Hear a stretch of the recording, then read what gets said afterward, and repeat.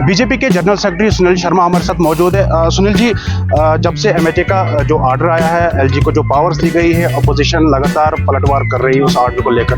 उनका ये कहना है कि जो एमएचए ने जो ऑर्डर किया है, इससे साफ तौर पर यही जाहिर होता है कि यहाँ अगर इलेक्शन होते हैं तो जो सीएम रहेगा वो डमी की तरह रहेगा और जो पावर्स है वो एलजी के पास रहेगी। तो आप इसे किस नज़र से देखते हैं? आतिफ भाई, दो बातें मैं स्पष्ट करना चाहूँगा और आपके माध्यम से भी अपोजिशन लीडर्स जो इस बात पर क्राई उठा रहे हैं उनके कानों में ये बात पहुंचाना चाहूँगा। भारत में जितनी भी यूनियन टेरिटरीज हैं, केंद्र शासित प्रदेश है, वो सब गवर्न होती हैं दिल्ली से, मिनिस्ट्री ऑफ होम अफेयर्स से, प्रेसिडेंट ऑफ इंडिया से। इसमें कोई नया नहीं किया है केंद्र ने। हाँ, रीऑर्गेनाइजेशन 2019 में हुआ और धीरे धीरे लॉज यहाँ पे इंप्लीमेंट हुए। जो अभी ट्रांसफर्स को लेके माननीय उपराज्यपाल जी को अधिकार दिए हैं, ये कोई सेपरेट अलग कानून नहीं है जम्मू कश्मीर के लिए। ये समझना पड़ेगा हमें, जितनी यूटीज भारत में हैं, सब यूटीज को एक जैसा कानून है। आप दिल्ली में देखिए यही कानून है, आप पुडुचेरी में देखिए यही कानून है, जहाँ पे भी असेंबली यूटी विद असेंबली है यही कानून है। हाँ, एक बात मैं स्पष्ट करना चाहूँगा कि भारत के प्रधानमंत्री और भारत के गृह मंत्री ने on the floor of the house और डिफरेंट प्लेटफॉर्म्स पे ये कहा है कि बहुत जल्दी हम स्टेटहुड वापस देंगे। इसलिए जब राज्य आएगा, राज्य के साथ अपने कानून आएंगे, जब यूटी आएगा तो अपने कानून आएंगे। बदकिस्मती ये है कि यहाँ के अपोजिशन लीडर्स को जो एक स्पेशल स्टेटस, स्पेशल दर्जे का एक कीड़ा दिमाग में बैठा है, उनको लगता है कि बाकी यूटीज को अलग कानून होने चाहिए, जम्मू कश्मीर की यूटी को अलग कानून होंगे। 370 भाई तोड़ा किस ले? जब यूटी है मीन्स कि भारत उसको गवर्न कर रहा है, दिल्ली उसको गवर्न कर रही है और जो लॉज सबके लिए वो इनके लिए भी होंगे। और जिस वक्त इसको स्टेटहुड मिलेगा, राज्य का दर्जा मिलेगा, जो बाकी राज्यों को अधिकार है वही इसको भी मिलेंगे। अब मुझे बताइए यहाँ पे कौन सी इंटरवेंशन है, कौन सी कंफ्यूजन की कहाँ पे बात है?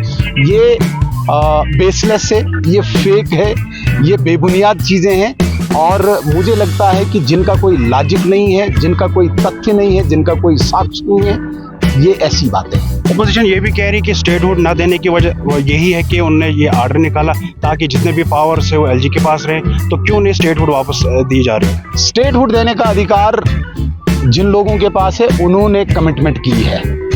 हमने जब भारतीय जनता पार्टी की क्रिएशन हुई है उस वक्त हमने कमिटमेंट की थी कि हम 370 को हटाएंगे। हमें 75 साल लगे लेकिन हमने 370 को हटाया। अब वही लोग, जिन लोगों ने 370 को हटाया, वो प्रॉमिस कर रहे हैं जम्मू कश्मीर के लोगों के साथ हम स्टेटहुड देंगे। उसके लिए एक प्रक्रिया है, उसके लिए एक प्रोसेस है। पहले चुनाव करेंगे हम, चुनाव की प्रक्रिया शुरू है। कब तक होंगे चुनाव? देखिए, मैं तो आधिकारिक ऑफिशियल अनाउंसमेंट तो नहीं कर सकता हूं, लेकिन एक्सपेक्टेड जो है, जो संकेत इलेक्शन कमीशन ऑफ इंडिया ने दिए हैं, हमें लगता है कि अक्टूबर में चुनाव होंगे और उसके बाद स्टेटहुड भी मिलेगा। जिन लोगों को जल्दी है उनको कोई मुद्दे नहीं है, क्योंकि उनने चोरियां की है, उन्होंने भ्रष्टाचार को फैलाया, उन्होंने आतंकवाद को फैलाया, उन्होंने अलगाववाद को फैलाया, उन्होंने परिवारवाद को फैलाया। जब बात की जाती है अलगाववाद, भ्रष्टाचार, परिवारवाद, आतंकवाद, पत्थरबाजी की, वो कहते हैं हमें स्टेटहुड हमने बोल दिया है और लोग आश्वस्त हैं। सिर्फ अपोजिशन के 2 खानदान परेशान हैं, उन 2 खानदानों को परेशानी है, बाकी समस्त जनता, अब्दुल्ला खानदान और मुफ्ती खानदान। देखा जाए बाईपोल असेंबली इलेक्शन के रिजल्ट आए, बीजेपी को काफी हार का सामना देखना पड़ा है। 13 में से 2 सीटें और कांग्रेस को किस जगह भाजपा को नुकसान हुआ? जो बाईपोल इलेक्शन हुए, सीटें थी उसमें कांग्रेस को 10 सीटें मिली। नहीं, किसकी थी वो? ऑलरेडी बाईपोल मींस किसी की सीट होगी वो तो, लेकिन कांग्रेस ने अपनी जीती, भाजपा की नहीं जीती। कांग्रेस ने अपनी रिटेन की है ना। तो बीजेपी क्यों नहीं वहां पर जीत के आई? बीजेपी ने अपनी रिटेन कर दी। देखिए, आप यहाँ के एमएलए हैं, यहाँ पे बाईपोल हुआ किसी वजह से, तो आपकी जगह दूसरा आ गया। तो इसमें मुझे नहीं लगता कि हमसे कोई छीनी सीटें। जो चुनाव जहाँ पे होता है, जब स्टेट का होता है, केंद्र का होता है, वहाँ पे हम सरकार बनाते हैं। बाई इलेक्शन में किसी वजह से किसी एमएलए की जगह दूसरे को लाया जाता है, तो ये एक नेचुरल बात है कि जो जहाँ पे एमएलए होगा नेचुरली उसी की वहाँ पे सीट आती है, वो 2 साल की होती है। आखिर में कांग्रेस का ये भी कहना है कि इंडिया अलायंस के साथ 80% लोग हैं और भाजपा के पास अब कुल 20% ही लोग बचे हैं। और जो राजनीति बीजेपी ने यहाँ की है, झूठे दावे, उससे साफ जाहिर यही होता है कि अब बीजेपी की सरकार काफी देर चलने वाली नहीं है। अभी 40 दिन ही हुए, 40 दिनों में ही अगर उनकी मेमोरी इतनी बिगड़ी है तो 5 साल तक तो मुझे लगता है कि उनको पागल खाने तक पहुंचाना पड़ेगा। 80% लोग वाले 99 सीट्स लेते हैं और आप कहते हैं कि हमारे साथ लोग नहीं, 240 सीटें हम लेते हैं। उनके तीनों चुनावों को जोड़ो आप 2014 का चुनाव जोड़ो, आप 2019 का जोड़ो, आप 2024 का जोड़ो, तब भी वो हमारे 240 पे नहीं पहुंचते हैं, एक चुनाव पे भी नहीं पहुंचते हैं। हारे वाले उछल रहे हैं, हम जीते वाले शांत हैं।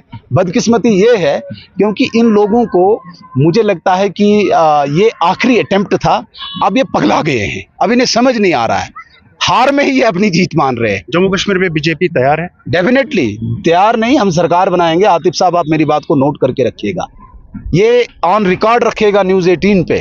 जो ही रिजल्ट आएगा, जम्मू कश्मीर में भारतीय जनता पार्टी की सरकार होगी। बहुत बहुत शुक्रिया। तो ये जनरल सेक्रेटरी भाजपा पार्टी के थे, इनका यही कहना है कि जम्मू कश्मीर में जब भी असेंबली इलेक्शन हो गए तो भाजपा सरकार यहाँ बनाएगी। न्यूज़ 18 नेटवर्क के लिए किश्तवाड़ से आतिफ लोन।